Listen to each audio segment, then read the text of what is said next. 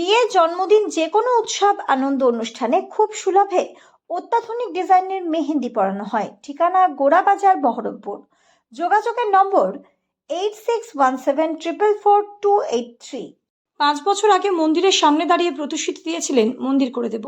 গ্রামের সরল হিন্দু মানুষ বিশ্বাস করে ভোট দিয়েছিল, কিন্তু 5 বছর কেটে গেল, মন্দির হলো না, প্রতিশ্রুতি পূরণ হলো না, মানুষের বিশ্বাস ভাঙলো। আজ আবার ভোট এসেছে, আবার সেই গৌরীশঙ্কর ঘোষ ভোট চাইছে, গ্রামে গেছে।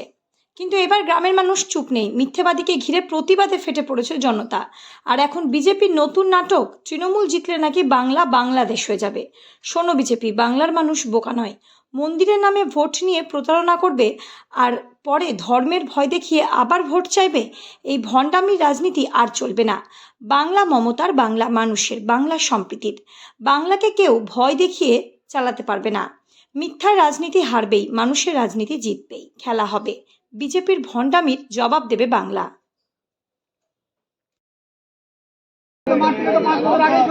না, তুমি সরে গেলে না হবে না, তুমি সরে গেলে ওই কথা বলে লাভ নেই। ঠিক আছে, মন্দিরটা সবার, সবাই এসে বলেছিল 5 বছর আগে যে আমরা মন্দির করে দিব। কবে হবে? আবার ভোট দেওয়ার পর হবে। ভোট দিবি না, বাংলাদেশ হয়ে যাবে।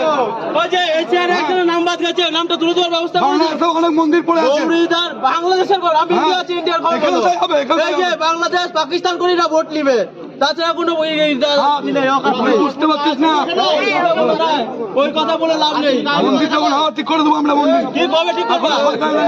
ভোটে জিতার পরে